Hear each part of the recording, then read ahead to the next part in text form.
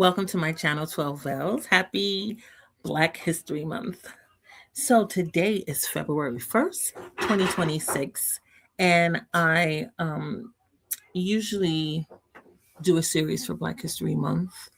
And I think that it's important, and I wanted to start with a very popular song that is sang by African Americans. Um, it has always been one of the anthems. And Kirk Franklin did a rendition of it. So I want to play that one for you guys. Here we go. We'll begin it with this.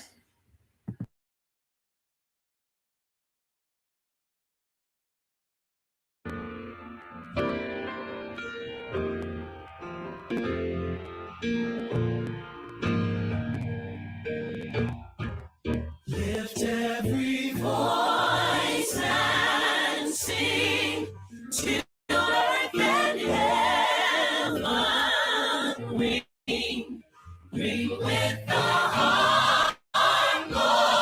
harmonies of liberty.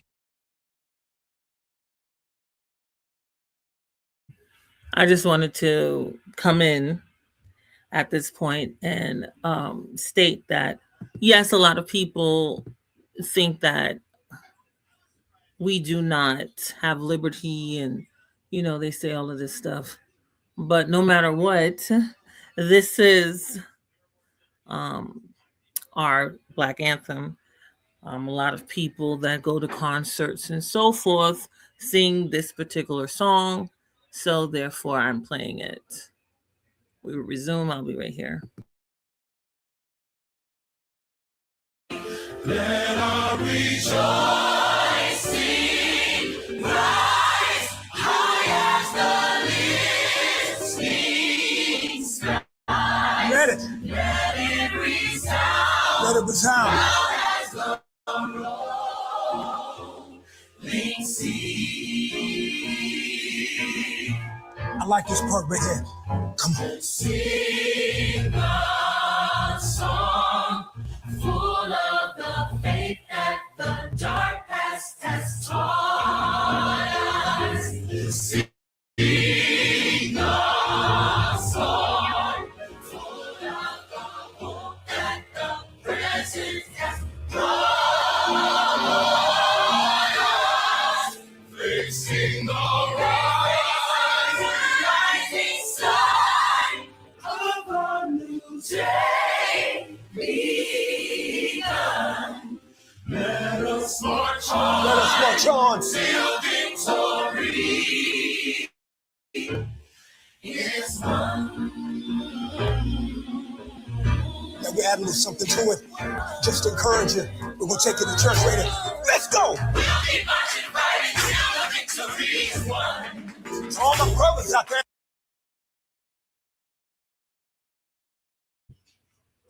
I wanted to enter here as well because a lot of people complain about the Black church and how we always are into singing and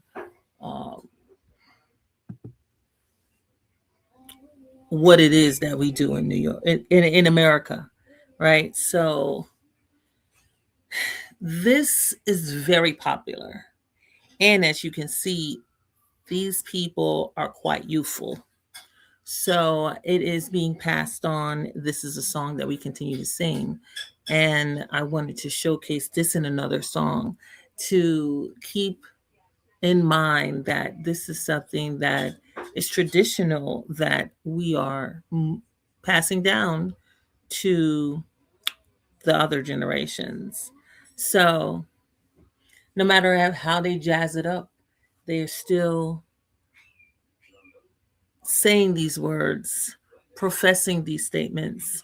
And I think that it's good to be aware of it, right? So Let me put this on big screen.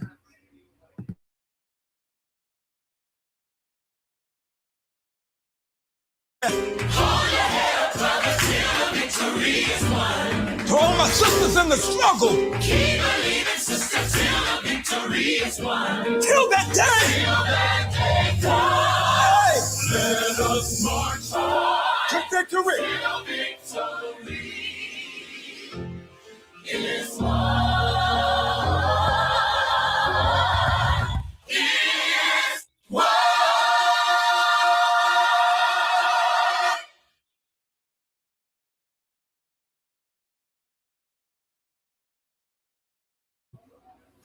Okay, so that is a very popular Black anthem.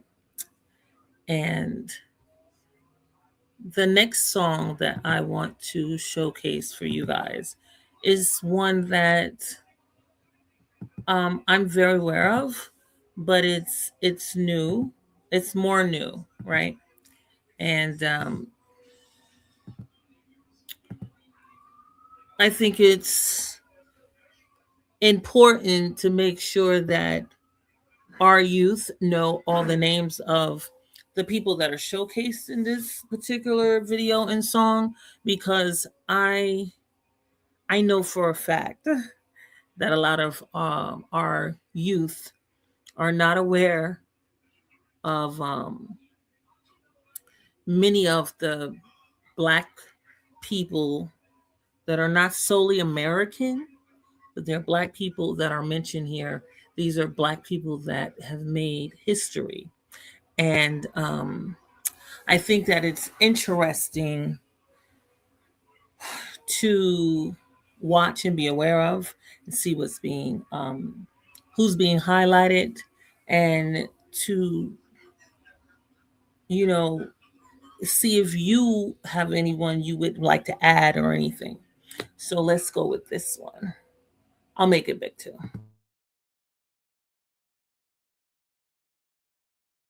Martin, Malcolm, Lewis, Alvin, Marcus, Richard, Jesse, Adam, Drew, Gordon, James, Philip, Nat, showed them not to play with us. Duke, Langston, Thurgood, Robert, Hank, Jesse, Jackie, Muhammad, Bill, Don, Kurt, Matt, 3 J's, James, Joe, Jack, Tommy, John, early Capnicks, Arthur, literally served blackness. Grant, Mega, Webb, about 3 Benjamins, a good 2 Freds. Women like Harry, Rosa, Ida, Shirley, Sojourner, Madam, Maya, Mary, Coretta, Ella, and Retta. Even baby Ruby was out here applying pressure. Daisy, Claudette, Fanny, Barbara, Gloria, Angela, Elena, Audrey, Dorothy, Lucy, Athea, Asada, Bessie. I swear ain't nobody do it flyer. Dan, Charlie, George, Jesse, Clarence, Ed, William, Gregory. Hold on, stop the music, stand up for powerful movements like the Panthers. Fred, John, David, Bonchi, Geronimo, Matulu, Bobby, Stokely, Eldridge, Mumia, Sheesh, Huey. Now that's pushing P to me. One of the most powerful movements, clearly. I ain't talking clothes when I mention Mary, Max, Fritz, John, Albert, another Robert, Ronald, Howard, musicians like Mahalia, Harry, Bob, Aretha, Paul, Sammy, Pac, Nina, Nelson, Suzanne, Barack, but this list ain't honorable without Elijah, Wally, Booker, Sid, George, nuts if you don't know who he is. Bayard, Charles, Roy, Carter, Cecil, just for drinking the folks' water. All kings and queens, yes, for real.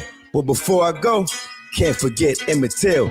And those that still here, we gon' continue to hold it down. Say it loud, Black, and I'm proud.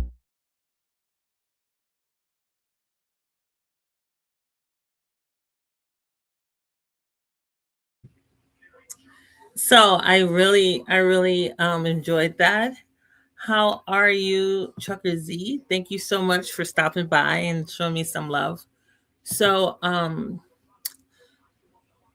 I think that we do have a lot of people that have done events and have um, created content that has highlighted Black excellence, and um, they move the needle forward as far as positivity when it comes to Black awareness, Black existence.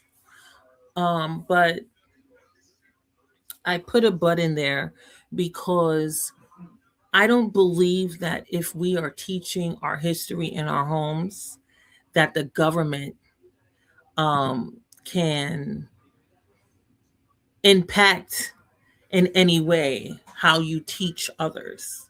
So, for a lot of conversation that I've heard, thank you so much, Trucker Z. A lot of um, conversations that I've heard has been frustrating to me politically, because when we talk about Florida and Ted Cruz and some of the mandates that he has made regarding Black History Month, I don't feel that that should even impact um, us as a people, because that is our responsibility to teach, right? So you people have fought to have Black history in the classroom and in studies, but it's not something that is mandatory since we are not the majority that is here. Like, we are not the majority in America. The majority in America is white people. So for Black people to always try to make a race issue out of situations that happen in America, I find it to be very they weaponize it, right? So I don't like how people weaponize race relations. I feel that we still like to too many people that identify as American, that are African American, that are Black, based in America, um, get on that wagon of victimhood, like they play the victim somehow, and that's very weird to me, because I feel that you're not highlighting the resilience of the people and highlighting the accomplishments, right? So we were based in an environment where it was against the law for us to be able to read, vote, marry, um, congregate in a big group, and to not highlight how we have passed that, changed those laws. Did we? Right? Did we change those laws? Because I don't know how many of us really look at the books and see, has it been removed? I really don't. Um, I know that we can have a discussion about it, but has it really? Just because we're doing something like one, the reason why I say that is because when we talk about, an example is public housing. So in places I've gone to where they've had debates politically, there'll be a person representing the office that they want to run for, and they'll say, public housing wasn't originally made for this and that, right? But they don't focus on where it is now and how it evolved. And I would say that that is that is by design, because if you have a system that has been operating for 50 years, new, right? So it's really for long-term poor people, low-income people. You should state that rather than go back to the origin of it, because that doesn't make sense to me. And the reason why it doesn't make sense to me is that things grow, things evolve. It's like you're talking to me about being a newborn, because at one point I was a newborn. No one does that. You know, how are you, Lefty? Got Texas in the house. Uh-oh. Where you at, Trucker Z? But I know you be moving around. So are you in Buffalo right now, or you somewhere else? Trucker Z is my truck driver friend. Happy Black History Month, everybody.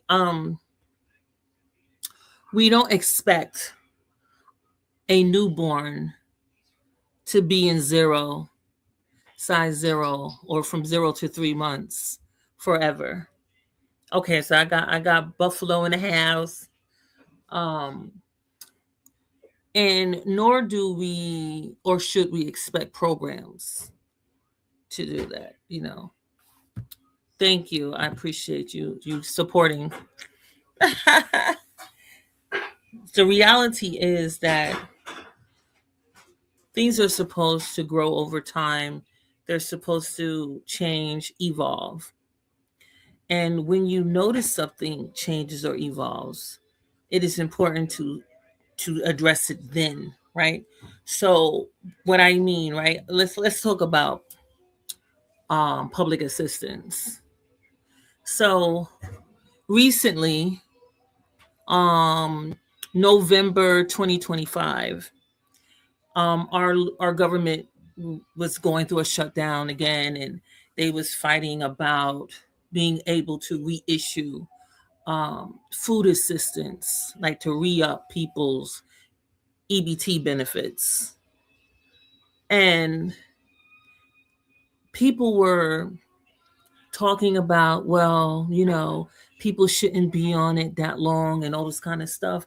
And I found it very disturbing, because you're going to talk about it in an emergency state instead of addressing it when you notice it, right? So if you have, and what I mean by that, right, is if you notice that after 2 years, a person's situation financially hasn't improved, and you're trying to say that you don't want these people to be on this program for their lifetime, then you are, I would think that you should try to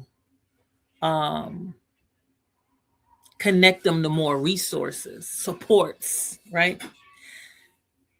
Because to not offer supports and any additional support to a person already demonstrating no change is ridiculous to me. You know, like, you're not really about changing anything. You just want to complain. You know what I'm saying? Like, the things that are in this particular situation, it's not changing, and it's been 24 months. How long are you giving these people? Because people were complaining about how people been on these programs for decades. But what has changed for them to no longer be on those programs? What has changed? Like, what are you really paying attention to?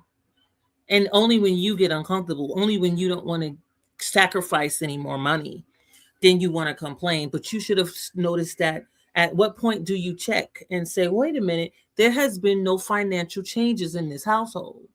Why is that? Because there's reasons, right? Oh, okay, so this person only has a 6th grade. They've only been up to 6th grade. So are you going to try to assist them with GED programs? Are you going to try to assist them with any kind of programs? Do they read well? What level do they read? Like, are you even paying attention? And I likely is no. Lefty said, I've been saying that people be on government assistance for too long. You give the young mothers and women a lot of money, but want the elderly barely have nothing. Don't get me started. I could get you started because a lot of Black people are on government assistance, right or wrong. And a lot of Black people are in the conversation of disenfranchised neighborhoods, and they're not in good educational environments. I remember I was working in 5 underperforming schools, and when you went into the classroom, it was like they were in another time zone. Like they weren't modernized. Okay, so you go to these places. It's so crazy to me. So you notice that there's a number of people that are not scoring high on basics tests, right? So okay, if you care, they put funding there and they hire people to go out and try to make assessments and address the issues. And I was in one of those programs. It was a mobile response team. They had got funding from the mayor that was at the time, which was Bloomberg. And I just feel like Bloomberg was just really nosy. And he was very highly focused on Black neighborhoods, underserved Black neighborhoods all across the country. That's just me. Anyway, what the fact is, I was a part of a program at that time called a mobile response team that was based in a clinic, mental health clinical provider. Okay, and so we go into that school. The goal or the purpose of us going in there was to assess children that were not diagnosed with whatever, like they're not getting IEPs, individualized evaluation programs or something. Is the IEP? I'm forgetting what the title of that is because I have not worked in that environment for so long. But anyway, so IEP would help the child get additional services for if they have a speech impediment, if they are dyslexic, but they have to be diagnosed. Like people don't, they're not gonna be serviced if they don't have diagnosis. And most programs are there just so the state can, well, we did, so just so they can say they did something, right? Like if you need some kind of additional service, you need a one-on-one. What do they call that? People that go through this know what I'm talking about. I'm forgetting the terms. I'm so sorry, guys. It's been such a long time. I haven't done that job for some years now, but I was disturbed working there. And one of the reasons why I was disturbed working there was when I went into the classrooms, it was not modernized. They weren't up to par with the time. The whole neighborhood wasn't. Like there was no. I'm just giving an example. This is a real example. But I'm just saying I'm giving an example. I was in a neighborhood that didn't have a Starbucks. Like I'm used to Starbucks, two Starbucks in the area, like at least 2. There was none, right? And I knew I was in a ghetto. I mean, I'm not even just in a ghetto. I'm in like a backwards, not current, and like I went back in time ghetto because the coffee was 50 cents. And I was like, what's wrong with the coffee? And the guy at the corner store was like, nothing wrong with the coffee. I was like, it's 50 cents? I thought that was crazy. I don't even think I'd even bothered with the coffee because I haven't been in any environment where they've had 50 cents coffee. And I just thought that was crazy. I really did. Just like in my neighborhood, they don't have they have like a coffee machine that you would have in your house, just in the store, right? It's just too, the one, it's just back in the day, you know what I'm saying? Like, it's just not, it's like, who does this anymore? Like, nobody does this. That's when you know you're in the ghetto, when they don't have anything modernized. Like, they're not doing anything that, if you went to somewhere that was more, that's just up to date, they're not up to date. And 50 cents coffee is like, wow, like, where do you get that? Wherever I was at that time, like, I'm and the kids didn't write in cursive. There was an incident. The kids had to write a report about the incident, and one of the tasks my group had to do was read the incident reports. And I could hardly read the reports. I didn't understand what them kids was writing. And then when it came to them signing, um, some of the people had an X. And I said, "What's this?" And they said, "Oh, they're allowed to write an X." I said, "Why would they write an X? What is this supposed to be?" And they said, "Oh, they can't sign their name. They can't sign their name. They didn't learn cursive." And I was like, "What?" I thought that was crazy. And the neighborhood I was in is identified as a pipeline to prison. Now they said there's like 7 pipeline to prison areas. Why is that? If you can identify the damn locations of where the pipeline to prison areas are, why are the resources not being poured there? Oh, because it's systematic. Oh, because they want them to be there. That's why. You gonna have to not move there. But who's really highlighting that they are pipeline to prison areas? Ain't nobody telling you that. That's crazy. Good night, Trucker Z. Thank you for telling me. Good night. No one's telling you that. So you're gonna have to really do some research because it is there. Let me see what Lefty's saying. It's funny that we get advertisement for stores and restaurants that's not in our neighborhood. What you mean? Like you get it on like on your phones or something like that?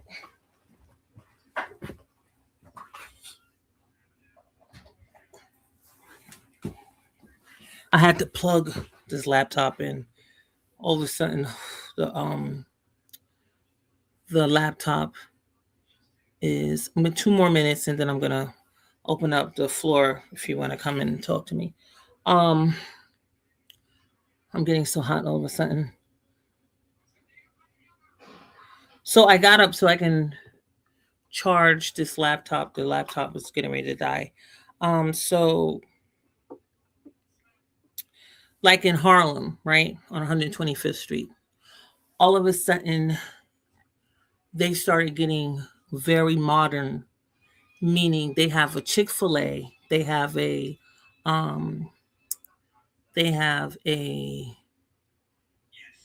Shake Shack, they have a Raising Cane's, Chipotle, like all of these chain stores right on 125th Street. And they had a Starbucks already. The most ghettoest Starbucks ever. Like the Starbucks, I remember I went to the Starbucks on 125th and Lenox, right by the train station, 125th Street. And I had went to go inside of the Starbucks, and like automatically, visually, it was not up to par. Like they had the garbage can or whatever blocking off the restroom area because they were saying, "Oh, we're not we're not allowing you to go to the restroom. It was just so ghetto. And I was like, what's going on here? I didn't even really want to know. You know what I'm saying? It's just that you could see when they do stuff and they're like, oh, it's ghetto. We're not going to play around with this. So on TV and the radio, okay, like, you know that your area is coming up when you can see a restaurant or something on the commercial and it's in your area. So like we didn't have um in my neighborhood, I'm talking about my neighborhood now. In my neighborhood, we didn't have a Chipotle. All of a sudden they put a Chipotle in my neighborhood. They didn't only get a Chipotle. They got rid of like all these like restaurants that were Hispanic based, stuff is not even in English. All of a sudden I guess they raised the rent and they went out of business. And then we had a we had a chain restaurant. It was a Taco Bell. That Taco Bell been there forever. Taco Bell gone. And then just up the block, they bought a Chipotle. And I was like, where is Chipotle coming from? And not only did they bring a Chipotle, they brought a whole bunch of other stuff that it was crazy to me because we had a Burger King. And in my Burger King, that Burger King, do I see? Let me see. Hi, Lefty. Let me see. Oh, here you are. Okay, wait. Let me get this tied to side. Okay, here we are. Hey, Lefty, how you doing? Good. Happy Black History Month. But, Lefty, what you were saying, don't get you started with. Tell me. Man, it's just the point is, I worked for the food stamp office as a security officer for 7 years. And I learned a whole lot that I actually could have became a caseworker if I wanted to because I knew so much. And I knew about and with that contract that we had as security officer, we also had the CPS, Child Protective Services. Okay. And, we did both. I worked both sites for 7 years, and I mostly worked food stamp office. And just sitting there, you learn the system. You're going to pick up on things because you go there every day. You're going to pick up on things. You're going to learn some stuff. You're going to learn how to do applications. Even though it's hard, I could expect the elderly people to come in and say, because, they were trying to make, in our state, they was trying to make everything computerized. Or you didn't even have to come into the office. You can just do it on computer. And it was hard for so many people that they were trying to get rid of the paper applications. And you had people coming in and asking for the paper applications. And that was going on here in New York as well. Yes. Yeah, so because they didn't want to do the computer and they were like, well, it's much faster. And they like, no, I just rather do paper. And then it's so many young people that was coming in, and it's like their grandmother grandmother bringing them in. These girls are like 19, 20 years old, showing them how to get on the system. Mm-hmm. And then while the grandmother there or the mom there, they renewing their stuff. Right. And it's like, when the cycle gonna break? When you gonna break the cycle? When we gonna stop? I'm like, this was supposed to be made as a temporary. Yeah, it's temporary assistance, not long term, not forever, not permanent. Right. Right. So many people, and after 7 years, I got to seeing the same people coming in. I don't understand the elderly people, and that's what's so bad. You'll give a person with 5 kids about $2,000, but you'll give a single elderly female that's trying to survive for herself $120. Right. Right. I'm like, come on. I'm like, make that make sense for a month. It don't make sense. It don't. For a month. That's for a month. It don't. It's like, come on, man. It's like the elderly man. It's worse if you're a man. It's Yes, worse it if you're a is. man. Only reason you can get, basically, you guarantee you can get your food stamps if you're a man if you're coming out of prison. That's crazy. And still, it might be $100 or $200 for the whole month. And if they enforce the care, or if they have had a diagnosis from a child, they would have it too. Right. Yeah, they'll get it if they on SSI or something. You might see a man with assistance, but other than that, they give them a hard time with housing and anything else. Right. And then I'm looking at, like, trust me, I've been through the system a couple of times as unemployment, and the unemployment system here in Texas is a joke as far as getting jobs, helping you get jobs.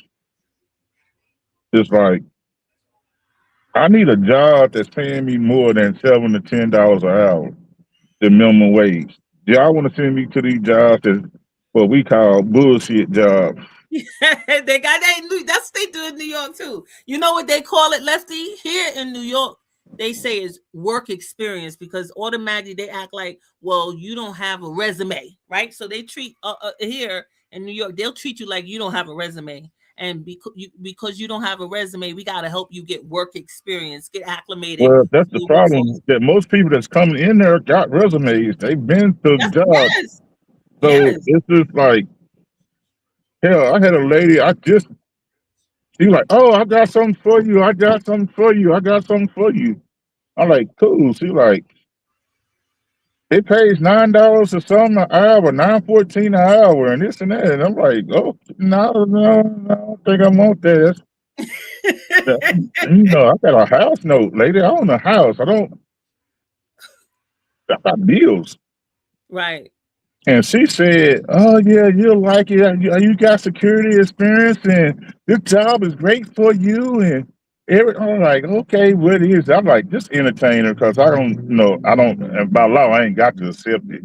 Right. So she was like, yeah, she said, it's at Dawson State Jail. Wow. And I say, did you read my file? She say, huh? I say, my file is on your desk. I see it's on your desk. I see my name on it. Did you read it before you called me in there? No. I said, she said, I say, on there, under your name and name information, the first question you asked me was my last place of employment.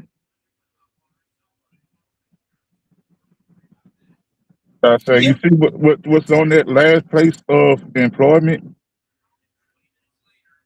She talk about, I'm like, how the hell would I go back to there? I say, first of all, I can't go back to there because I just got fired from there. And when I got fired, I was making $12.50 an hour. So why would you try to send me to a place that's making $9.14? Crazy. But yeah, they don't read it. They act like nobody has a resume.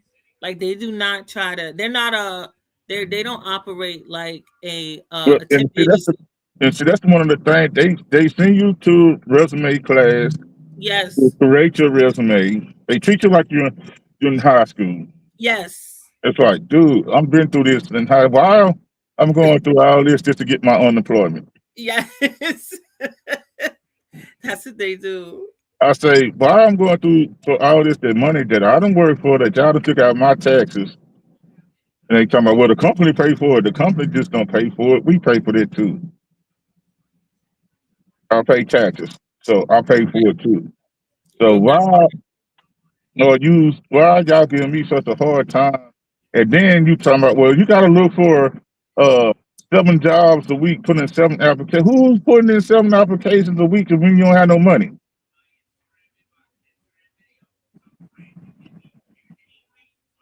Did they provide a coffee or something for you when you were coming in the morning, or would just be dry? You would have nothing. No, you don't have nothing. The state can provide you nothing. some of the programs in New York, they try to have a food component if they don't have a stipend or something for you. No, And so what they do is they try to get you in and get Mhm. you out. Yeah.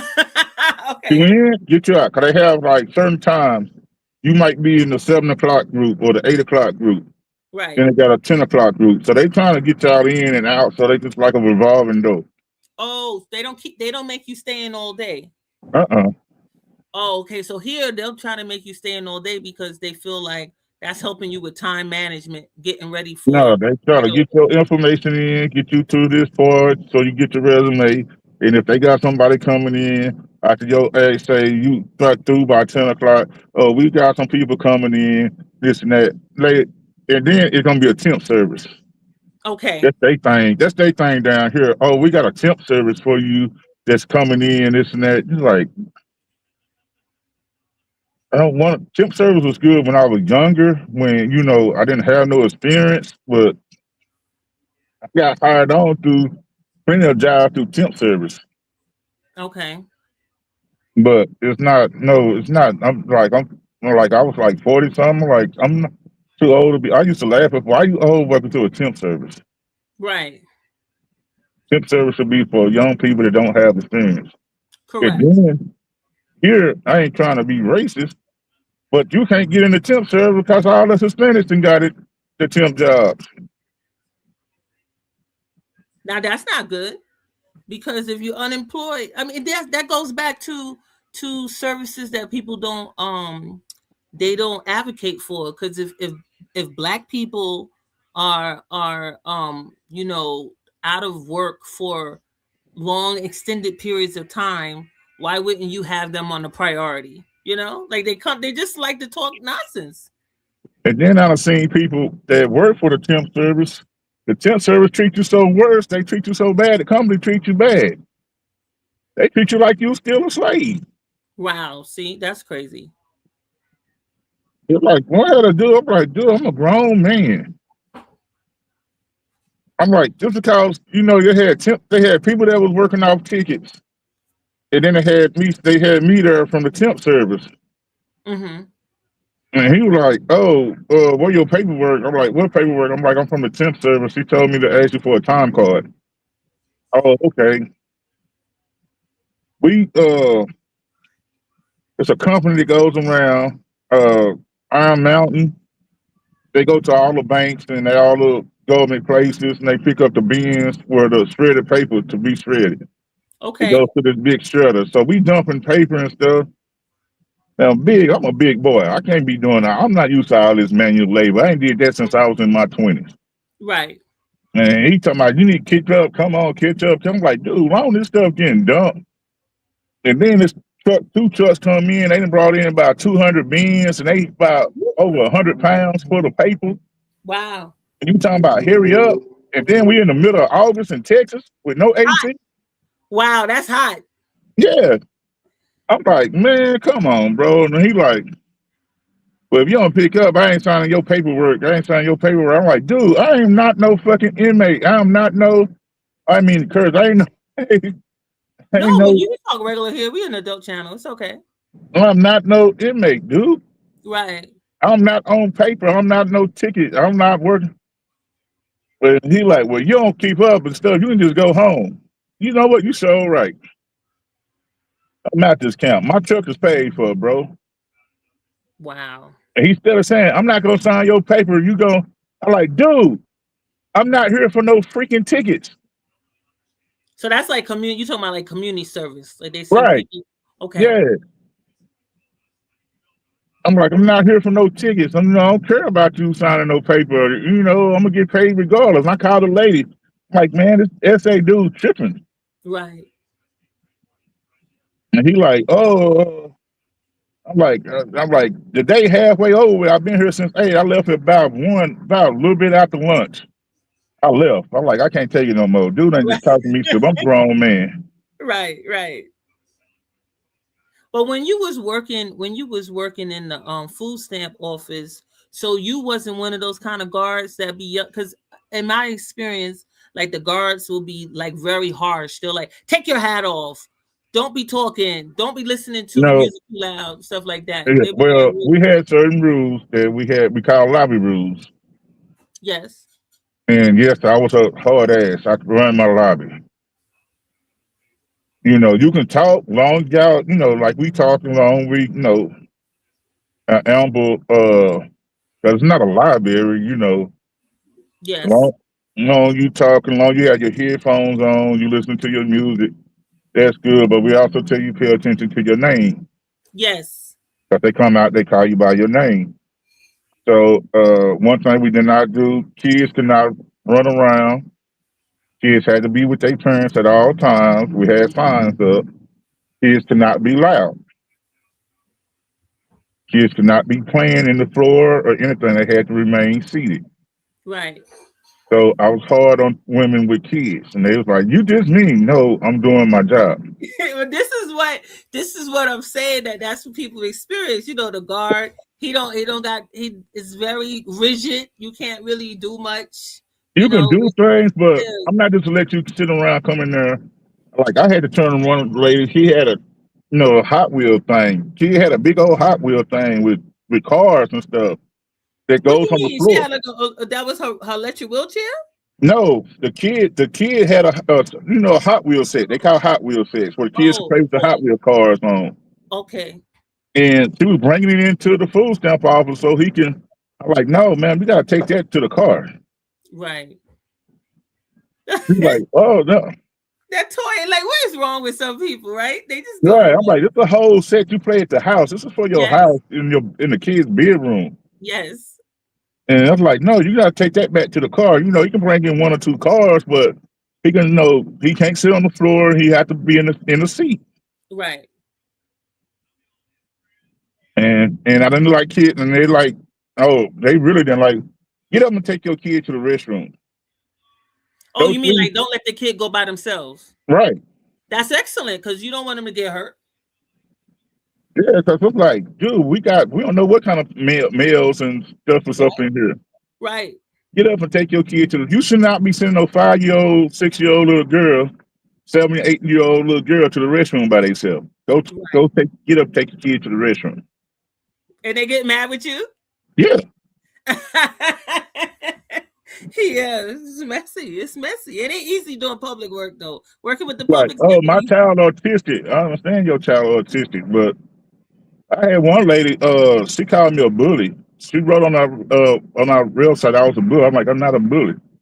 Lady, you sit up here for 30 minutes. You sit up here for almost an hour. Your kid just hollering and screaming, throwing a tantrum to the top of your lungs.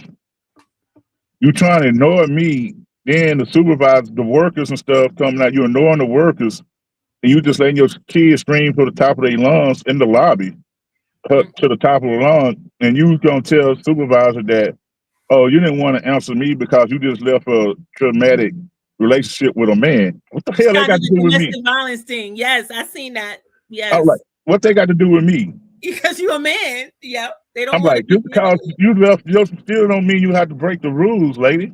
right. And then she in there with the supervisor, and I'm like, lady, if you don't want to control your child, that's my job to have. I don't need a supervisor permission to make you leave. Wow. Yeah, I feel like it's like it could be, people could get so annoyed with the the security, because I remember when the guy was telling people they can't wear the hat inside. Did y'all do that, or you didn't get on people like that? No, we Like they ain't messing told with the you guys about they that. couldn't wear caps. They couldn't wear no cap, couldn't Oh no, we didn't do none of that. But the only thing that's we got, we try to tell y'all keep the noise down to the minimum. And most of the time we had was kids playing and kids running around. okay. That was like the most annoying was the children. Yeah, get Okay. your kids and they coming around playing, listening on their phones with the music and the video. Hey, put some earphones on. Right. Yeah, I can't sit up at my desk listening to no music, but I know earphones. What make you go? And I don't want to hear no Baby Shark, and I don't want to hear no Frozen all damn day. Put the kids on earphones on. Right. That's true. That's true. But a lot of that's one of the things that they try to talk about when it comes to working in low income communities, that they don't have discipline. It's just like how when they talk about, like how they'll try to act like black people aren't civilized, right?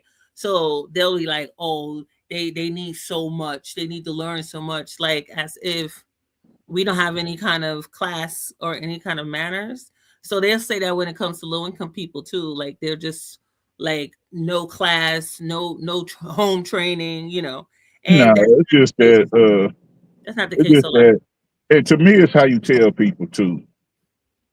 It's how you talk to people. If you give me attitude, I'm gonna give you attitude. Right. But I was one to try to just escalate. We would try to just escalate first and just get you, hey, you here for a reason. Do you want your stamps or you want to leave? Right. It's the only choice. You want to act right or do you want to go? It's up to you. You're like, you're gonna leave if you're gonna act up, right? Right. I love See, it. we want to just see. We work for the state, so we was contracted through the state, so we was on. Oh, So you had a gun. yeah, well, we had just had That's very rare. we had a full duty belt, so we Okay. had mace, handcuffs, and everything. We detain you till the police come. Wow. Yeah, so our goal was to get you up out of there. Yes, I see. Yes. By any means necessary. They don't want you all that, tied to them nice. No, let's go. Did you like that? Did you like that area better than CPS? Because the CPS, I would imagine that's very hard because people don't CPS, want their kids to stay CPS is okay. I work night shift, Okay. so most of the time, a lot of day shift, you're already dealing with people that's already got cases, and they coming in and talk to caseworkers, or they coming to do visits and all this shit.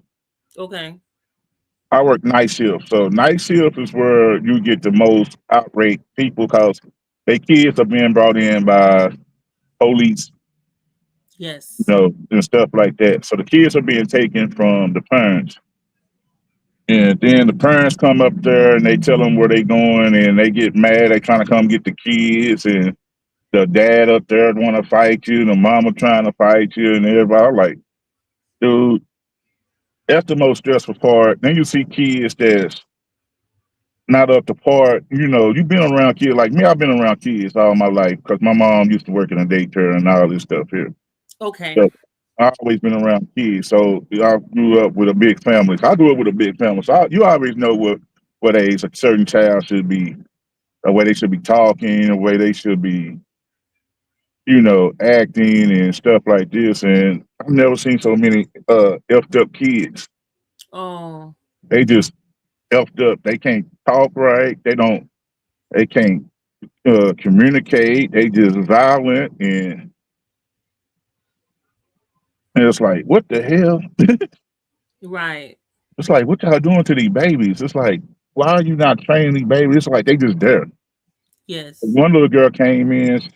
She was like, the grandparents was the only relative that was there that was stable, and she was a drug baby. And this little girl, she was 6, 7 years, 6 years old, and she talked like she was 2. Oh no. And I was like, what in the world? Do you think that's because she wasn't in daycare or anything, right? You think she wasn't in Yeah, any? she was just there with the grandparents, and they wasn't teaching her nothing. Wow. Yeah. And then I think the grandmother got sick. I think that's why she got there. The grandmother went to the hospital, and there was nobody to keep her at the house, so they called CPS on the grandparents because the grandmother got sick. Yes. You looking at a child that should be making at least complete sentences. Yes. You I mean, I know, think they're expected to do that by 2, right? They should be doing that by 2. about 2 or 3, yeah. Yeah. Being able But to my little girl, I had my little cousin. She was 2 years old. She was telling the nurse, put down that baby. That's not your baby. That's my. They looking at her like, who the hell is this? Who old is she? Like, she's 2. Uh-huh. Yeah, she tell her, give her her baby. That's not your baby. Oh my God. That is too cute, though. But all my kids in my family was intelligent. They just smart kids, but we were smart kids. It was like we watched Sesame Street. We had programs we watched. Right. Taught us how to count. Then we had teachers teaching us how to count. Like we learned that. That's what I was telling people. I was telling somebody this the other day. He was speaking about cursive. We was wearing alphabets and regular letters and cursive letters. Yes.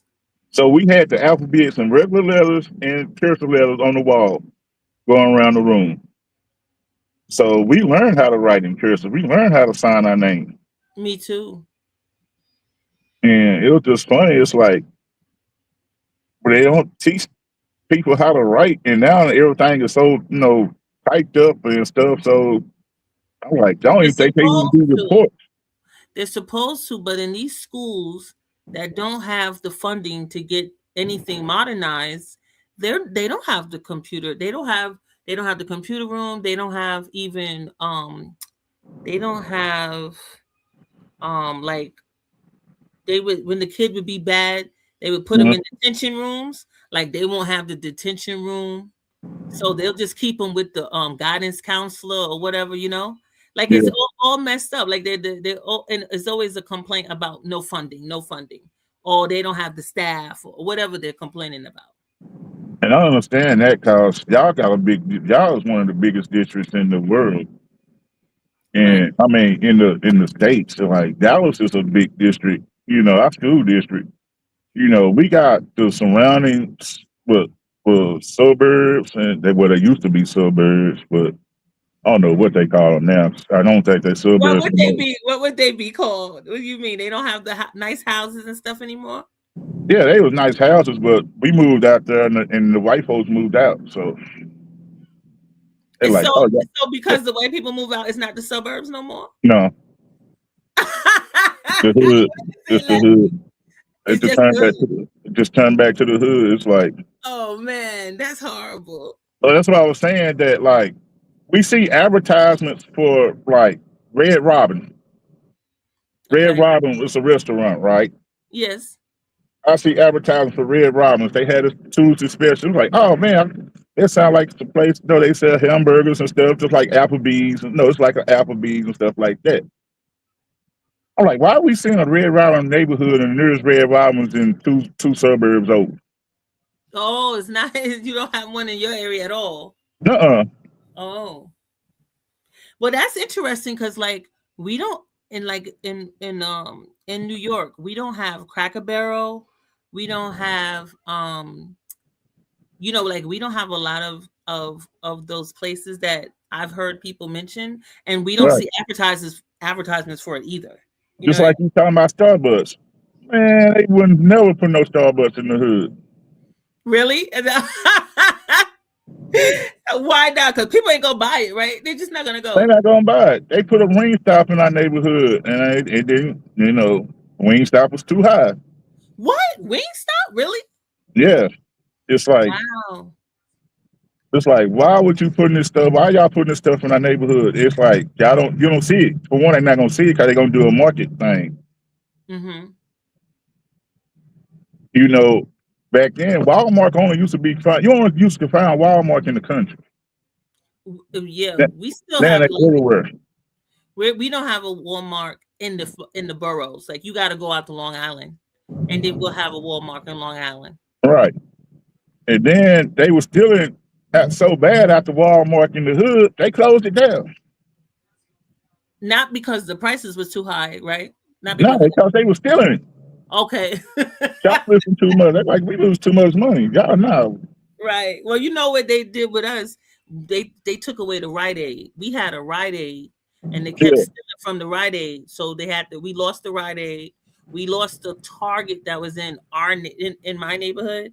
We had a Target there, but kids wilding out. They was robbing it and stuff. So they lost it. They lost it.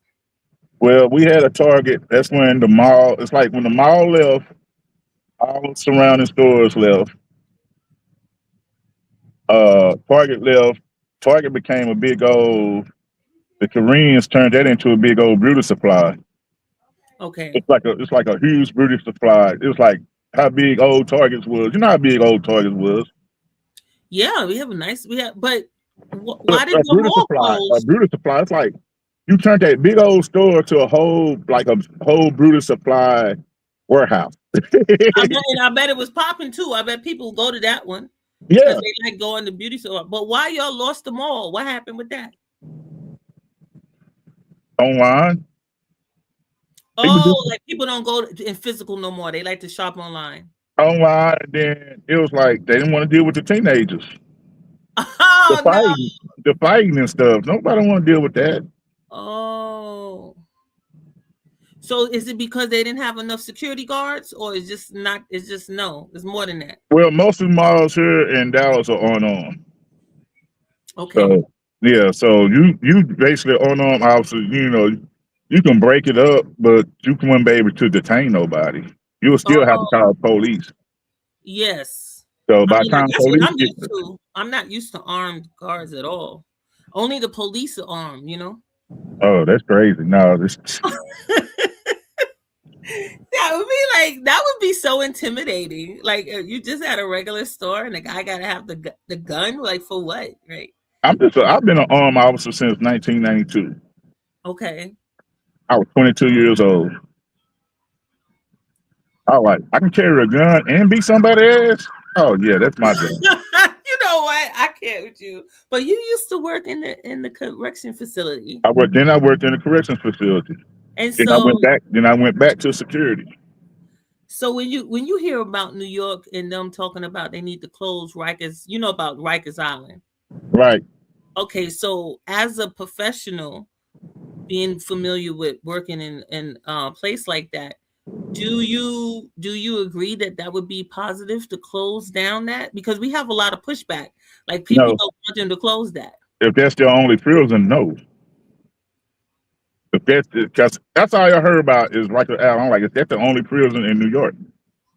Is that the only prison that they got? And if the answer is yes, then no.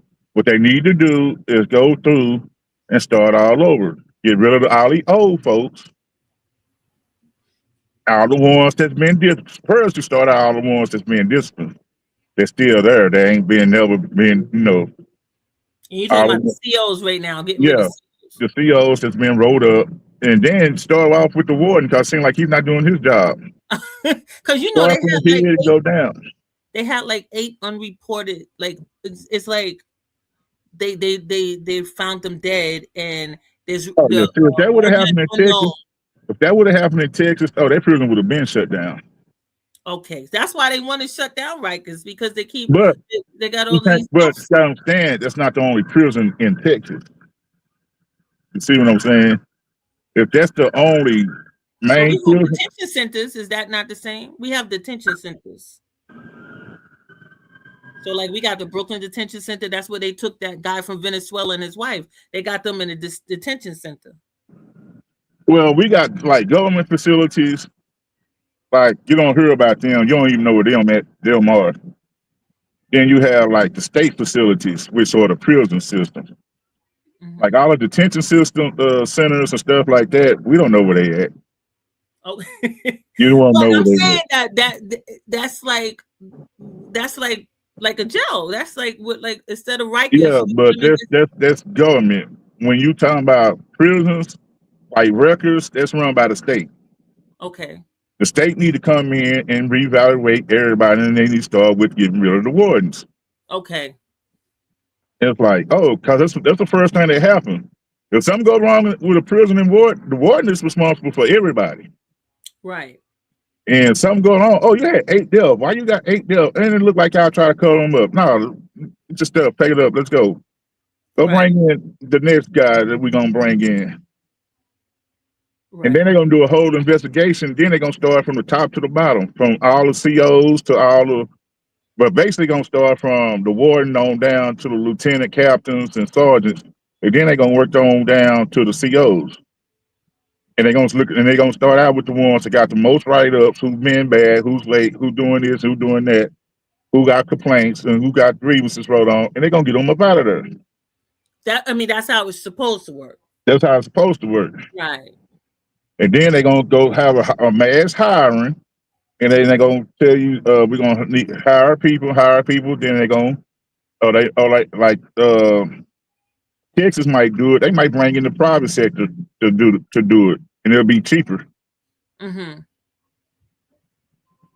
Why is it cheaper with the private sector? Because they don't have a union? No. What's no? Well, in Texas, don't go by unions. Oh, but you said in Texas, nobody got a union. You got unions, but it's not like big like it is in New York. It's not mandatory.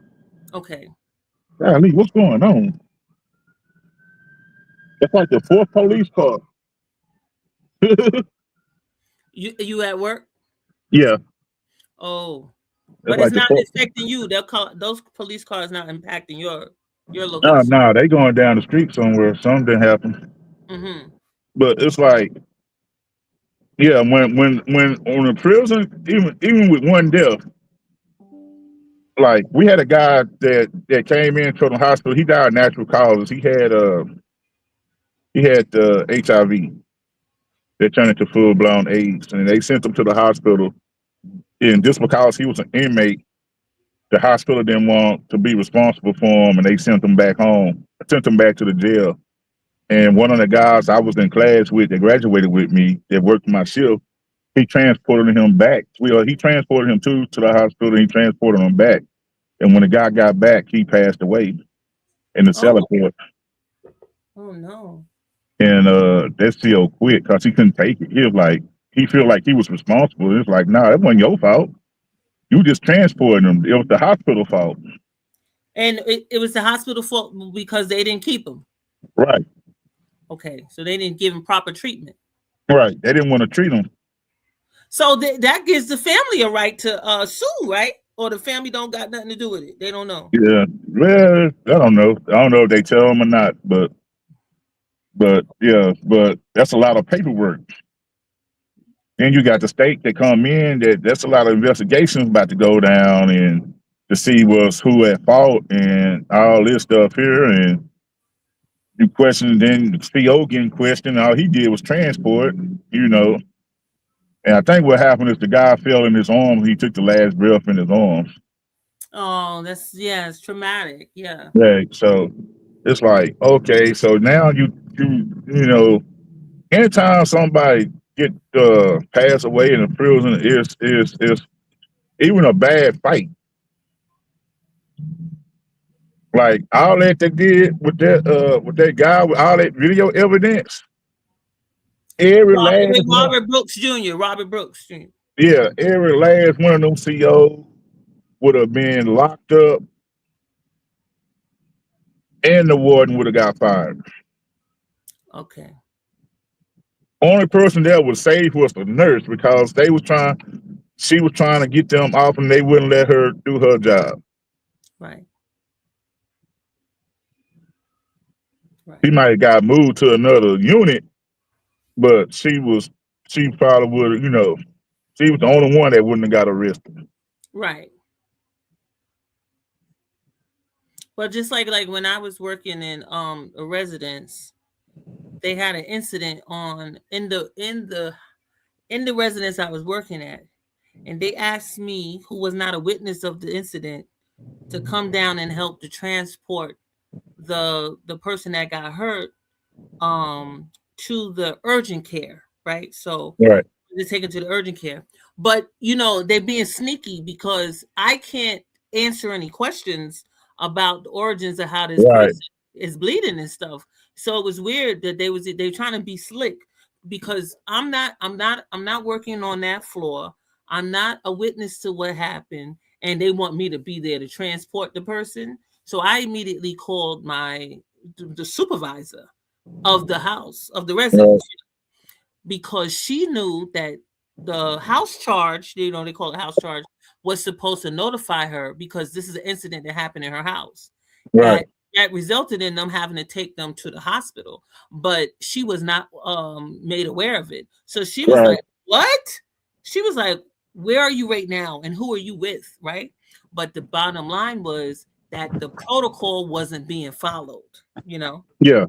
And I don't know why some people they get like that, because if a person gets hurt, it's not your fault. Like, things happen. So Right. not you not calling somebody is looking so suspicious. And they did have the investigation, and what turned out was that there was a staff that was off duty still present, and I guess they were trying to hide that fact or whatever, because once you clock out, you're supposed to leave.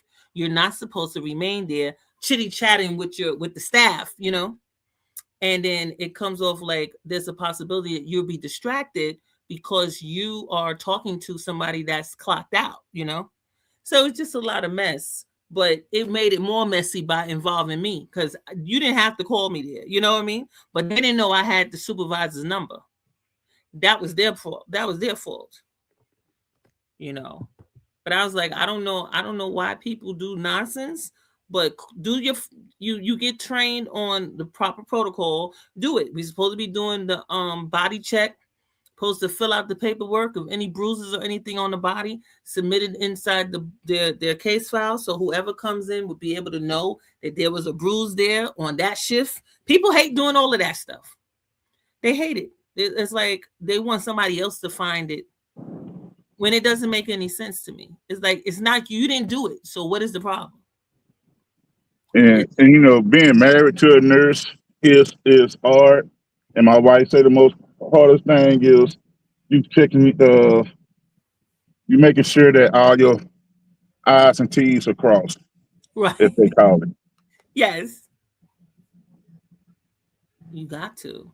I say it's CYA. You got to cover your ass, because somebody's always doing some nonsense. Somebody's always doing nonsense. They forget to give a medication or whatever, because they're doing so much other stuff that they're not supposed to do, because they shopping online or whatever they decided they're trying to do on the time of the job. Like, this is something you're gonna have to do on your day off or whatever. This is not the time, not the place. You know how it goes. Yeah. They just do stupid stuff.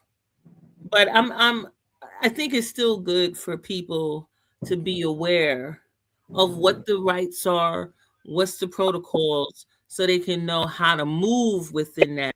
And when it comes to Black history and us doing, trying to make improvements, or what is the issue, I think one of the issues is that when they see somebody is on a temporary program in a way that it looks like they're not able to move to out of anything, because there has been no change financially, they need more supportive services. Well, they block us, like in Dallas area. Like, it's one city, one suburbs in called Mesquite, Texas. They won't get public transportation because they didn't want us in their neighborhood. The poor people, they didn't want the poor people in the neighborhood. And what's in the neighborhood they didn't want you to? That's where the services are available for them? They just didn't want public transit. They say public transit brings in all the bad stuff to the neighborhood. Oh. It brings the crime, and it brings the low income folks to the neighborhood. Okay. And then we had a city like Frisco, not Frisco, the other city. It was another city. They wouldn't take the vouchers for the Dallas county vouchers. For what, housing or for the food? Housing? Yeah, they didn't want housing in because a lot of the Hispanics was getting housing, and they didn't want Hispanics in the neighborhood. And that's Black or white people? So when you but who's holding them back? The Black or white people? Those white folks. Oh, they want them to have the Section 8. So that's the Section 8? It's like Section 8. Yeah, Section 8. Yeah, it's called Section 8. So they're like, okay, we're gonna cut out two people, the Black folks and the Hispanics. Because basically that's how to get Section 8 here. Oh. So it's not illegal. Not Like to, it's not illegal for them to do that. I thought they said they're mandated to take Section 8. No. nope, not to see a city council vote for it. Oh, isn't that interesting? Well, you know, here in New York, they will fight against them being able to build a shelter or transform a vacant building or something into a shelter. There's communities that won't let shelters come there. So they do that. Right. So that's another thing too, like the shelters. These folks don't want to go to the shelters because all the bad stuff happening in the shelters, and they don't have accurate security for the shelters. Right. They don't do that in New York either. That's right. You know, they don't want to go to the shelters. Women talking about they getting beat up and stuff getting taken. Then you got to be out at a certain time. Yes. Why are you bringing me in at night and then at 7 or 8 o'clock in the morning, it's still cold outside? Yes. And you kicking everybody out. That's right. And you know what was interesting about some of the families I had worked with that was in certain shelter systems? I only worked with people that was family shelters. I didn't have individuals that was in shelters, but one of the places that they had sent one of the families I was working to, they didn't have any locks. They didn't have running water. I thought it was outrageous. Like they put them in a building and didn't have a door lock into their individual apartment. And when I asked them about it, they said, "Oh, nobody's gonna spend money on changing keys." They said, "Do you know how many people?" Because you know they only have them there for up to 10 days. Right. So it was like we're not gonna keep switching over keys. People lose keys. People this and I was like, "What?" I thought that was crazy. Well, they should do them like the hotel system. Put them on a key card system. I mean, stuff is easy, but people don't want to spend money. No, not especially with people that don't have an income. A lot of the shelters don't have money. Like I say, you know, just like they for just now finding out what's going on in Minnesota. I'm like, that stuff been going on for years. What stuff in Minnesota? The scamming. All the fake businesses and daycares and all that, the government assistance, all the government funding places. It's like it's been going on for years, but they just not catching up with them. That's crazy. I don't know about that one, a Minnesota situation. What? The Somalis scamming? Oh, that's with the Somalians. Yeah. Okay. You know what? I wasn't paying attention to them because I thought that was. I don't know how, because they stole like billions of dollars and they shipping it back overseas to the tourists. Oh my God, no! I know that they was.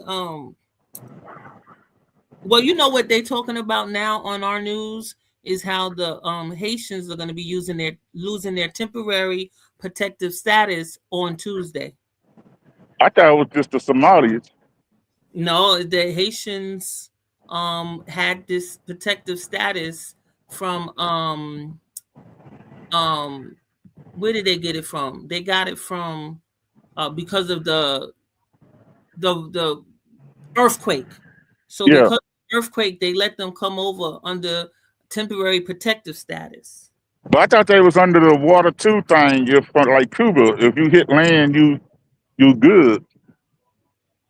No, they're not.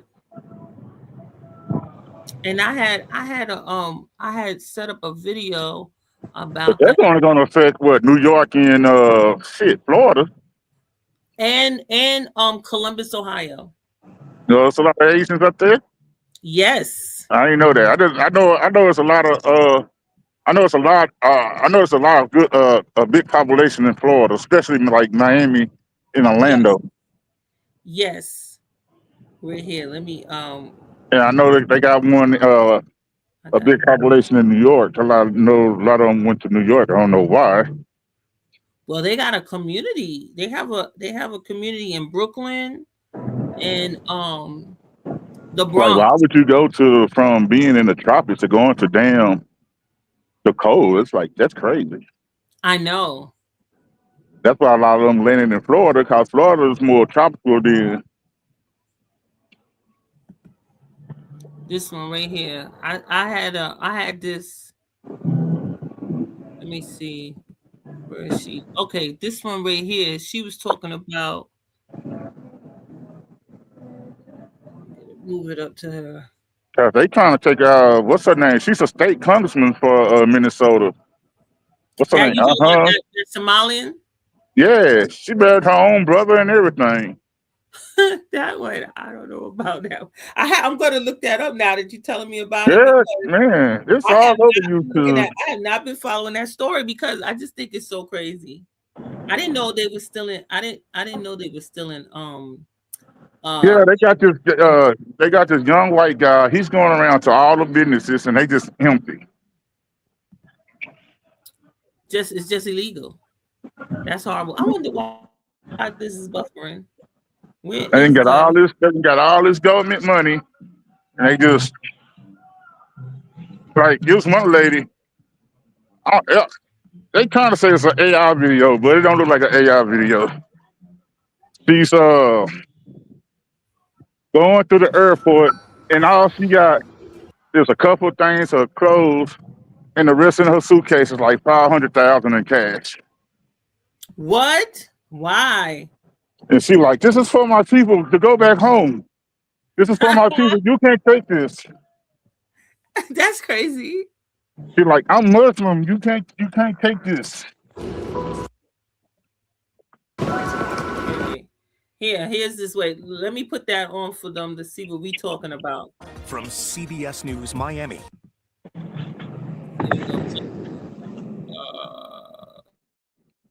Let me get some heat generating. It's still cold out here. This is Facing South Florida with Jim DeFede.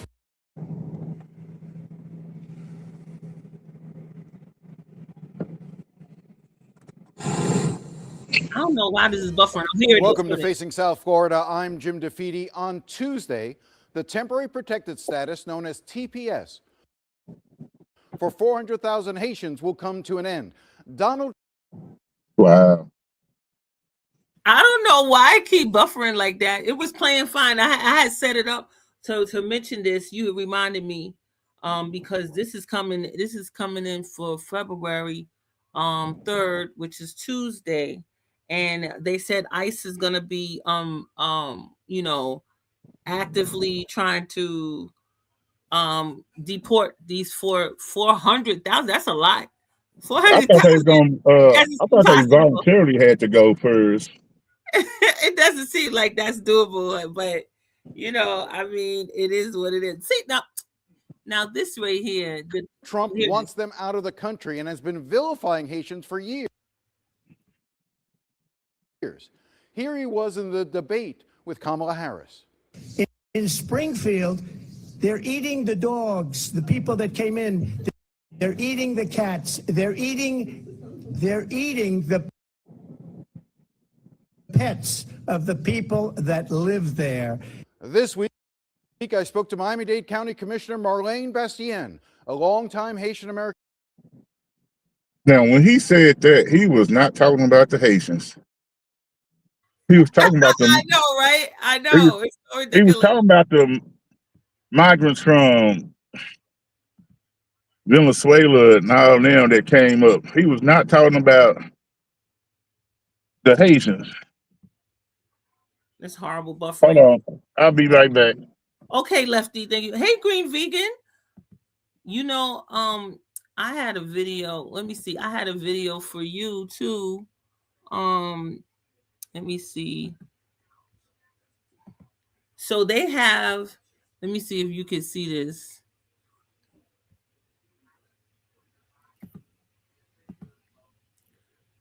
So this is another spot that I was saying.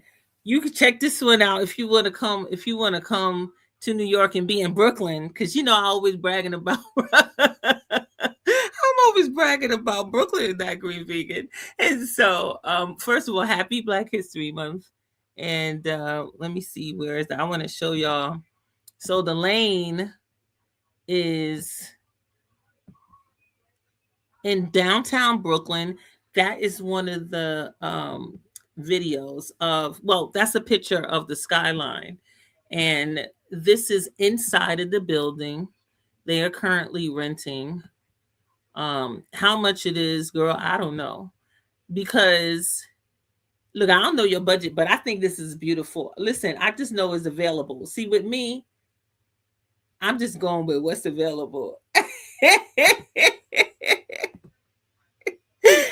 And look, this is available, okay?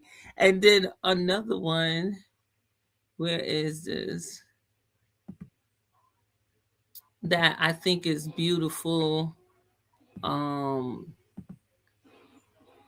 me see. So that was the lane. And this is One Burham Place. Let me make sure y'all see this. Okay, yes. So One Burham Place. That's the view. I think is beautiful here. And then what you think about y'all America coming on saying that y'all broke? Who? Who said what? The mayor. Oh, yes. You know what? I think it's crazy how he is getting on Mayor Eric Adams and the former governor. Isn't this beautiful, Lefty? I think it's beautiful. Oh, that's nice. I was like, ow, this is the kids' room. I know, that green vegan doesn't have kids, but who knows what you may get, right? I don't know. All I know is that I think it's beautiful. So that's two spots I wanted to let her know that is that they are they're looking for you, okay? That green vegan. At least you could do a tour, see if you want to move in there. It's a community. But Mayor Zoran, he said that Mayor Eric Adams left them in such a ridiculous deficit without even acknowledging the fact that he was responsible for housing and feeding all those migrants because we are a sanctuary city. The fact that he doesn't mention the fact that he had to house those people and he was looking for monies, and then he was asking the Biden administration for more funding because they kept bringing in thousands of people to New York, it makes me sick. Because I said, why he not acknowledging that? He had an issue. Well, he try to always make it seem like it's the Republicans' fault. Y'all not a Republican state, so how's y'all broke, bro? You operate in one of the main biggest cities, yes, in the United States. That's true. That is true. But even with that, we've got a lot of disinvestment when we had the pandemic, and a lot of people left.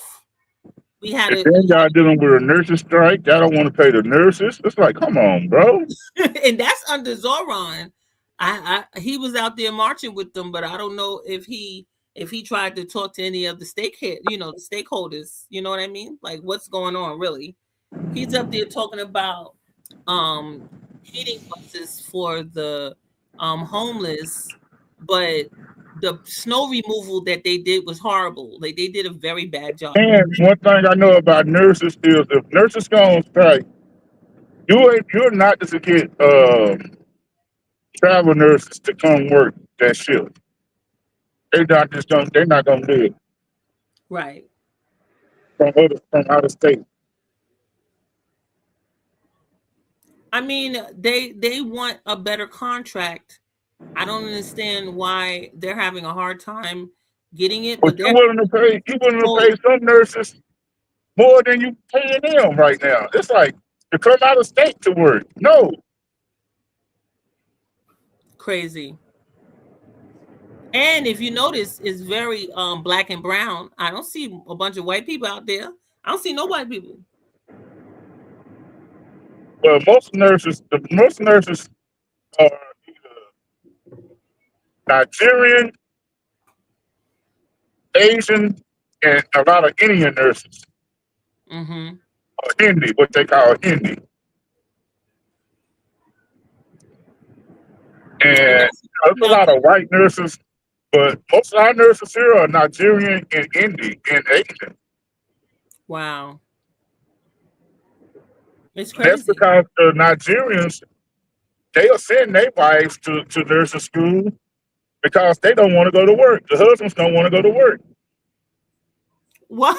And she'll work in the nurses and the CNAs. They send them either to nursing school or they send them to be CNAs. And they work for like 5 or 6 agencies because their husband don't want to go to work. Oh my God, that's crazy. Because they money hungry. Guy. That's the link if you want to come up, guy. No, but it's anybody. This is open. Like if you want to come up, Green Vegan on Guy, you're welcome up. I just wanted to say happy Black History Month to everybody. And I've been talking to Lefty, who's been just sharing a lot of his professional experiences with, like different systems that he has been a part of, where people have been on food stamps and just with different systems for decades, and it's just moving from one generation to the next, and that's just how it's been systematically. And what's so bad about it, since it's Black History Month, if you notice when the government closed, who freaked out faster? When the government shut down, they said, "Oh, we're not paying out December food stamps or November food stamps." It wasn't us. Right? No, it wasn't us. But you know why I think that is because under Donald Trump, everybody that is with Donald Trump thought that they were safe and that none of those kind of things was gonna impact them. But that's because the Democrats, you know how they want to stick it to the people. Let me tell people this. Let me say this. I may cut you off. Let me say this. Stop blaming Trump for everything. Trump don't run everything. That's the fact. Government shutdown has nothing to do with Trump. No. Let me tell y'all something. For y'all that didn't take government or didn't pay attention in government, Trump is just the yes man and the meet and greet man and the chief head of chief of the military. These people that you elect every 2 to 4 years in office, they're the people that run the country. They make the lawmakers. They the lawmakers. Right. So when the government shut down, it's not the president's fault. It's the president's job is to get them to get in there and negotiate and help them come up with a solution to get the country reopened. It's not the president's fault. It's the Congress people's fault that your state representatives and yes and stuff fault because they.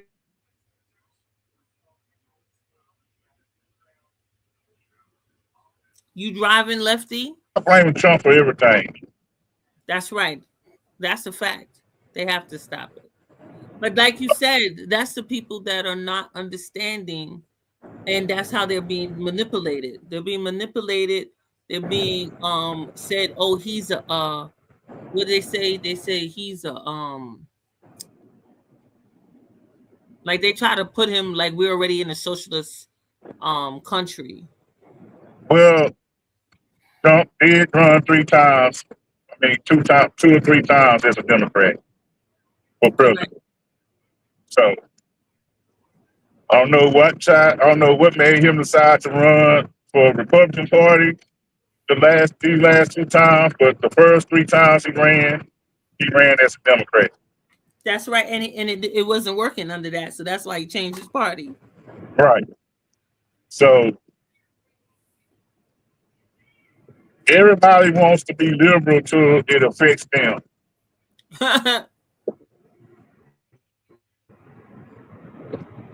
That's true. See what I'm saying? Everybody wants to be a liberal till it affects them.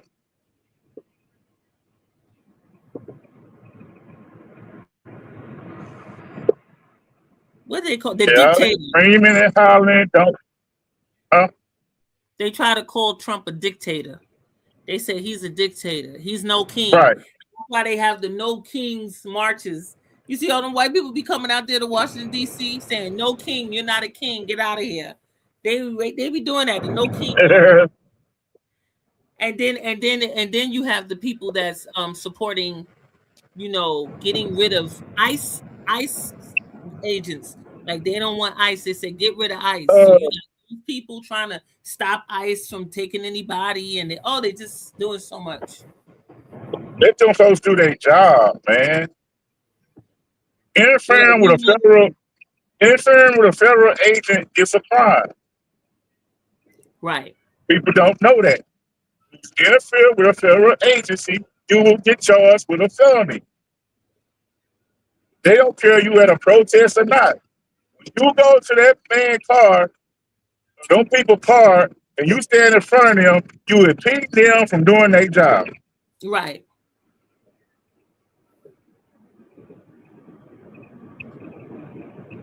That's true. Why would you want to mess with somebody that got the law behind them by any means necessary to remove you from impeding them from doing their job? I'm sorry. I've been OC. Yeah, they said they don't want you to mess with the people. They say not in my neighborhood. They said get out of my neighborhood. Right, not in my neighborhood. You don't even know them people in your neighborhood. They ain't never talked to them people a day in your life. That's a fact. Yeah. I said we a sanctuary city. They ain't happy y'all don't even stay in that neighborhood. Y'all coming from somewhere else. Yeah, they said that, and they've been busting people in. That's why they have all these people out in the cold, and it's cold too, and they out there. And then stop asking us to get involved. It's not our fight. Right. So what you think about Don Lennon getting arrested? He said he was just covering It should be arrested. Don't mess with nobody's service. And the person that you were going to talk to wasn't even there. Horrible. Don't mess with nobody's church service, man. I think he did it so that people can go look at the awards ceremony today, because he's the MC for it. I don't know, but I'm like this here. They know they can't mess with us because they know they got a fight on their hands because we are indigenous. We wasn't brought here by no slave ships.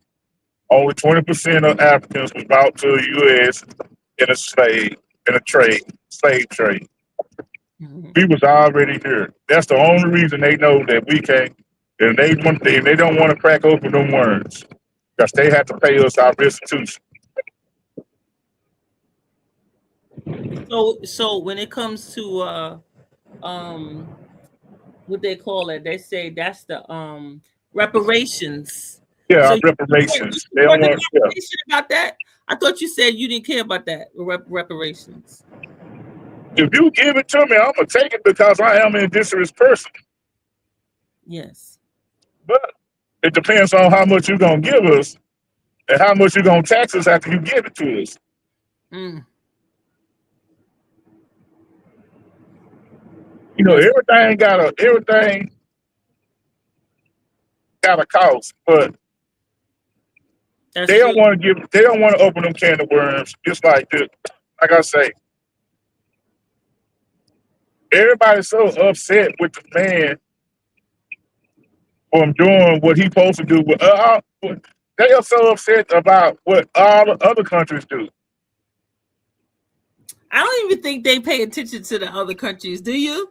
Like, I don't think they was paying attention to what was going on in Venezuela.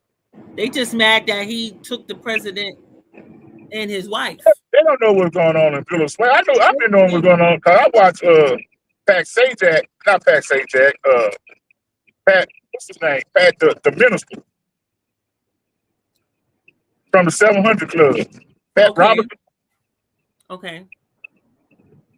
Back when gas first went up to $1.29. See, everybody thought we were getting our gas from Iraq and Saudi. Nah, we were getting our gas from Venezuela. Mm-hmm. We had oil companies in Venezuela. And when that man kicked out all the oil companies he became president. He kicked out all the foreign oil companies, and he made gas. That's why gas went up to $1.29, and that's when everybody was panicking because gas, that was the first gas went up so high. Mm-hmm. And it made the news and everything. And Pat Robertson, I think his name Pat Robertson, he was the minister of the 700 Club. I watched him that morning, and he was talking about, he was like, we used to send SEAL Team 6 over there and take him out. And my mouth dropped. I'm like, this is a pastor, a national pastor, talking about taking somebody out.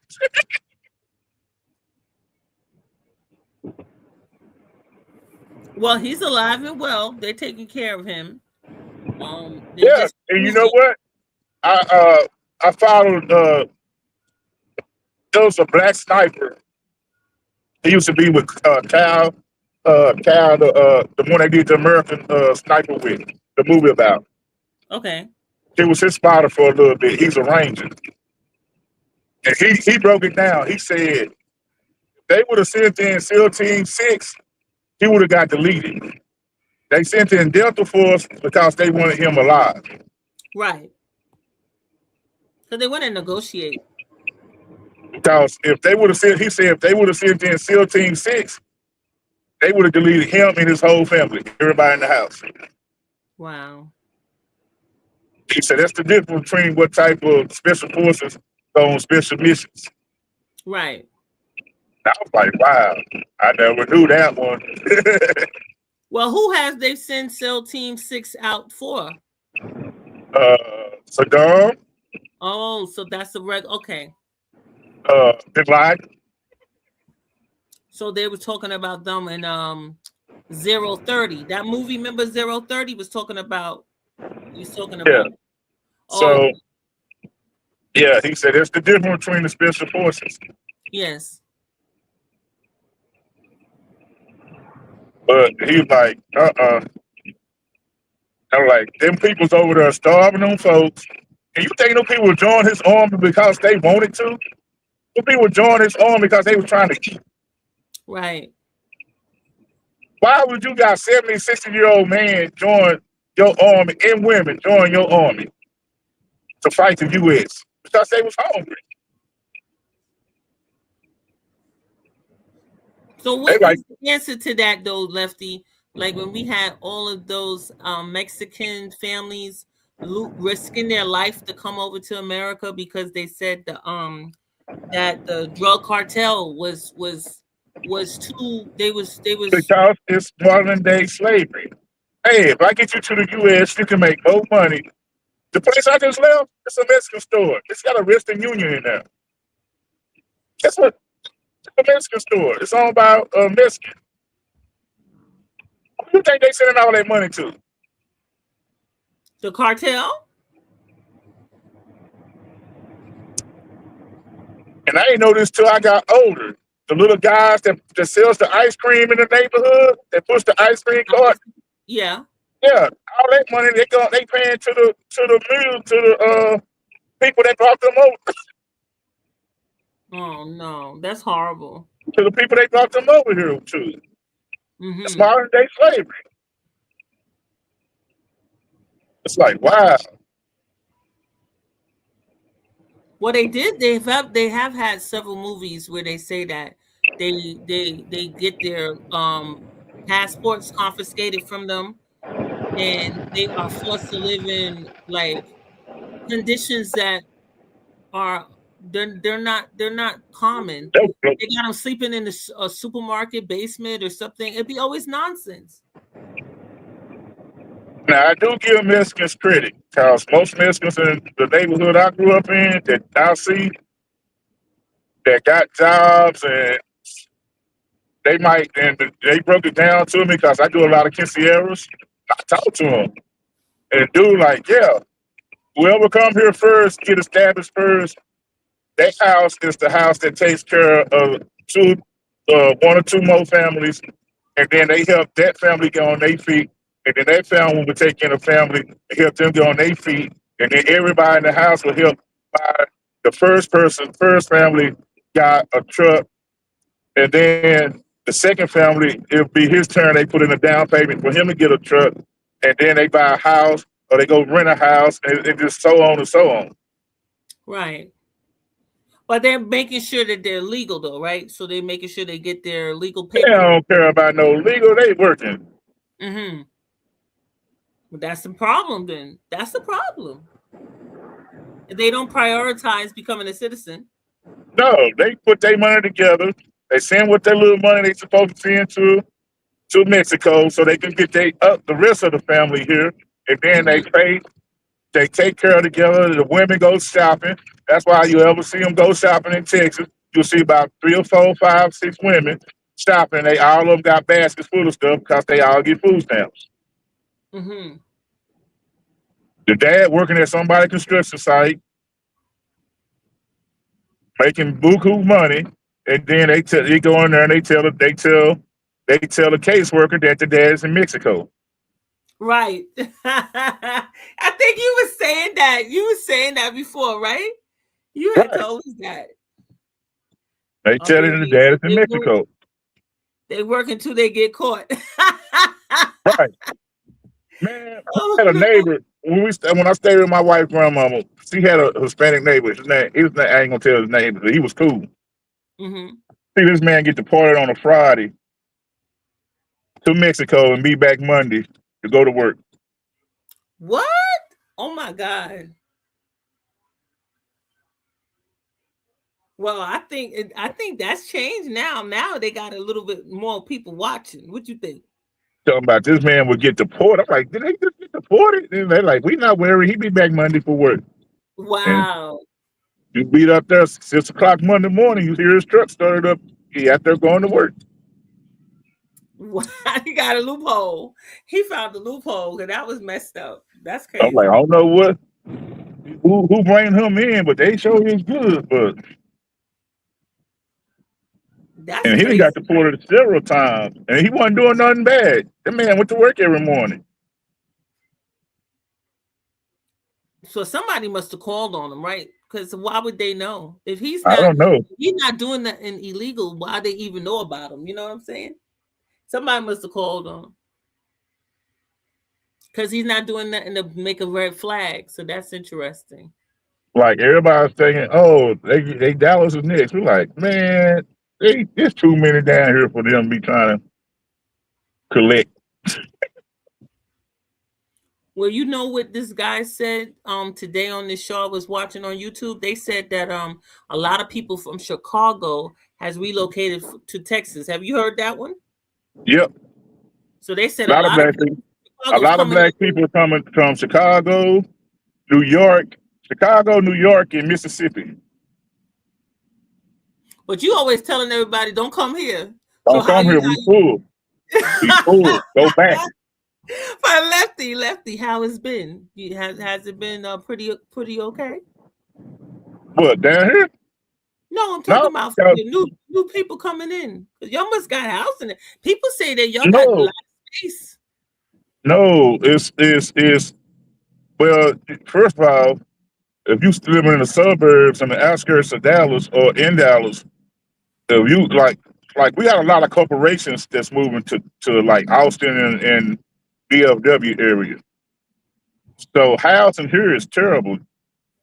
I could put my house on the market and it'll be gone probably in 2 weeks. 2 weeks is too long? Mm-mm.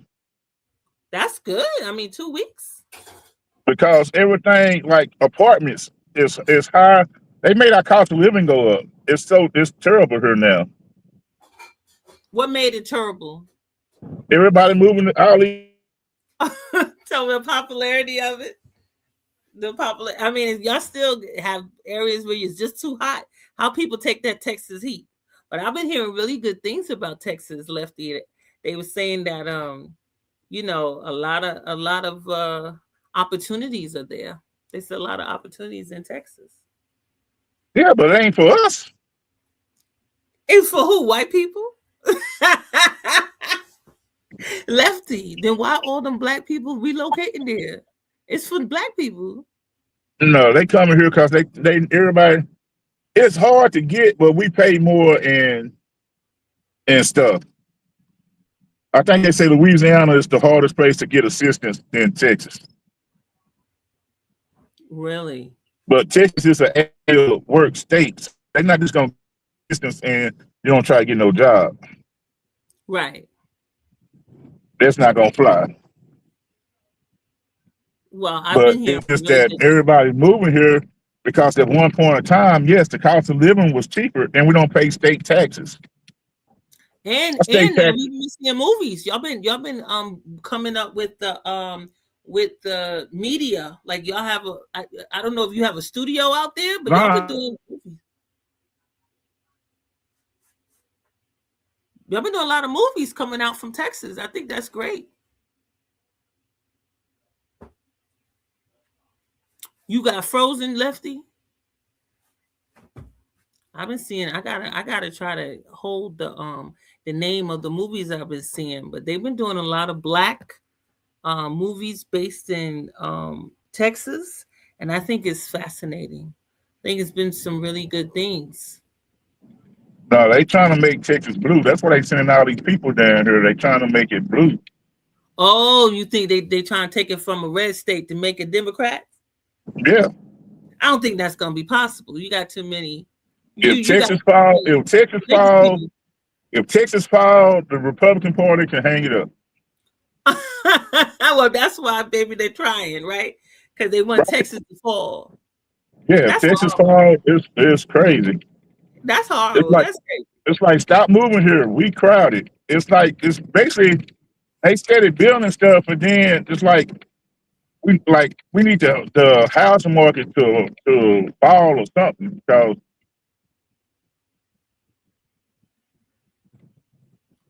they steady building. It's like who paying for who own this stuff?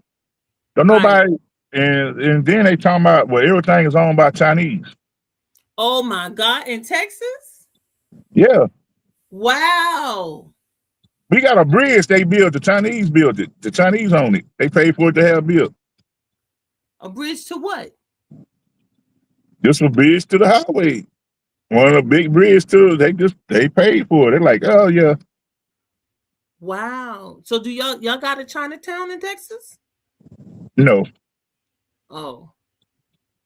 So you haven't seen an influx? Well, not in Dallas. Not in Dallas. We don't. We have Koreans. Dallas has a lot of. We have a lot of Burmese. We have a lot of Koreans. We have a lot of not Samoans, but we have a lot of Sudans, a lot of Nigerians that they done brought over, and a lot of Hindi. And now we're getting a lot of Middle Easterns. Oh.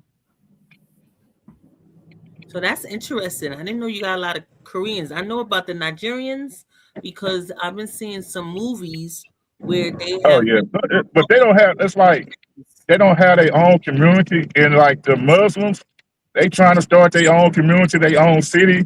But Brad Abbott say he's not having that. Oh, that's interesting. So is it? But remember, you was telling me that some people are still out there in the woods. Is that like getting more developed? Are you saying you get more modernized in Texas, or you still got the people out there in the woods? Oh, you got the people in the woods. They modernized, but they not. You got a lot of people that's like small towns. Mm-hmm. That's like small towns. They like, we don't care what's going on in your big city. Don't bring it here. That's what I'm used to you saying, Lefty. You always saying, "Don't come here." But I was. Yeah. Why would you leave? Like people from California.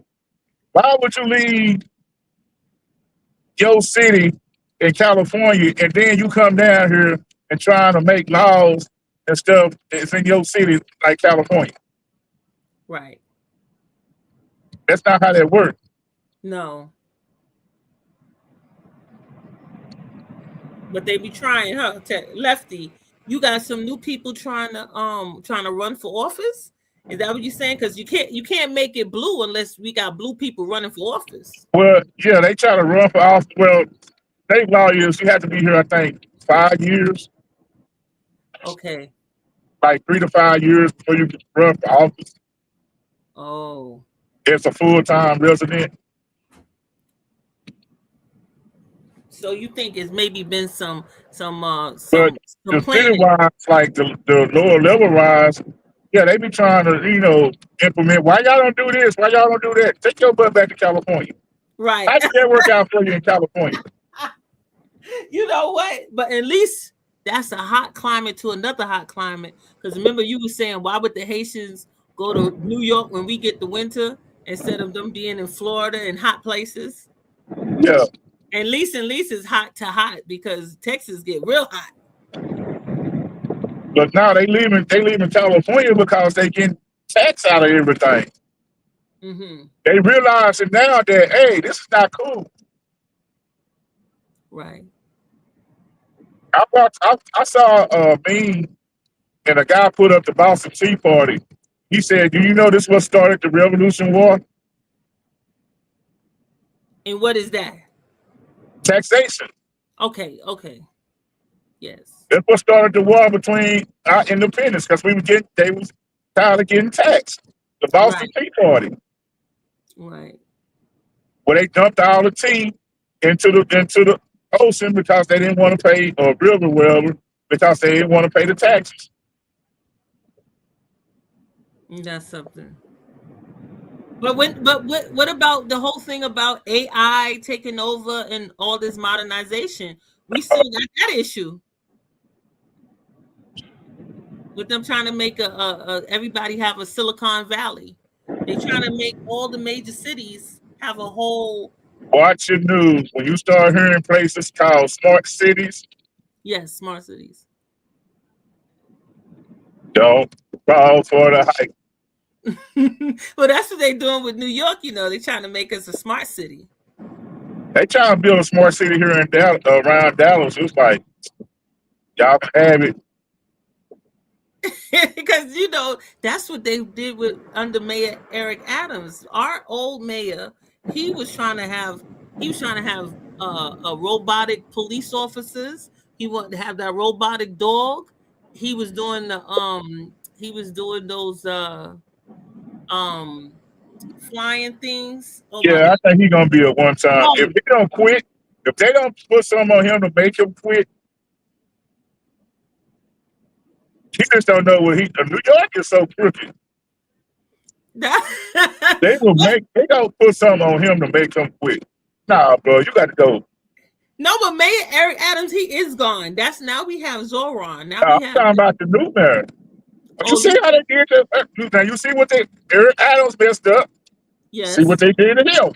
Yes. Got him up out of there. Yes, I'm keeping this live up on vegan. Why? what you think happened?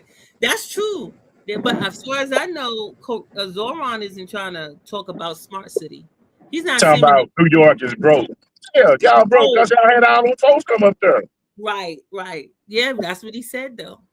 He said that we in this deficit and he's trying to keep it. It's like he basically saying he keeping it real with us because they wasn't keeping it real with us before. Hey, you should send Greg Abbott a bill. Hey, you owe us some money. No, we don't. Take these folks. You know what? That's true because Florida, Texas, and who was the other one? Arizona sent us all of the illegals.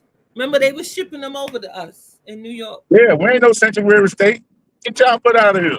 Yeah, y'all put them in here with us. I want my sister to hear this. Plus, I missed the beginning. Oh, okay, Green Vegan. Yeah. People like, oh, you such a Republican. No, I'm not. I'm a realist. That's right. And you the first one. You the first one that was saying, "Don't you come here," because you said you start doing your driving while you're gonna get arrested, and they're not gonna play with you. Remember, you was always telling us that. You said you can't come out here driving any old way you want to and trying to make your own laws. That's what you said. I remember. But they put y'all on the map for where we could go. They said, Black people, we doing really well in Texas. They said, come on over to Texas. But you're doing bad. Don't come here. You're doing bad. He said you could do real well in Texas. That's what they said. Highways, byways under construction. Get out of here. Get out of here. Don't come. Look, and they said, and they doing Go to more. Oklahoma. Oklahoma is nice. Oklahoma. You hear him? Go to You hear him, Arkansas. guys? He's a mess. Well, look, we've been Go on to for 2 Arkansas. hours. Go to town. We've been on for 2 hours. We good here. I'm gonna go. Do you want to leave us with your last words, Lefty? Give us the last words. Yo, pay attention to your surroundings. Stay safe, everybody, and don't fall for the okie doke. Always do your research before you speak facts. I like that. Thank you, Lefty. Thank you for joining me and hanging with me. And definitely, guys, come catch the replay. But remember, this month is Black History Month. I hope you Happy Black History Month, y'all. Black History And it's not all about Martin Luther King and Malcolm X. It's a lot of Black inventors that invented a whole lot of stuff. A lot of people. We just lost the lady that invented the GPS. I think she just passed last month or so. I'll definitely look that up so we can say a proper rest in peace. But thank you for that, Lefty, and thank you for joining me. I hope you join me again, and everyone here. Y'all have a good night. Bye, guys. Bye-bye.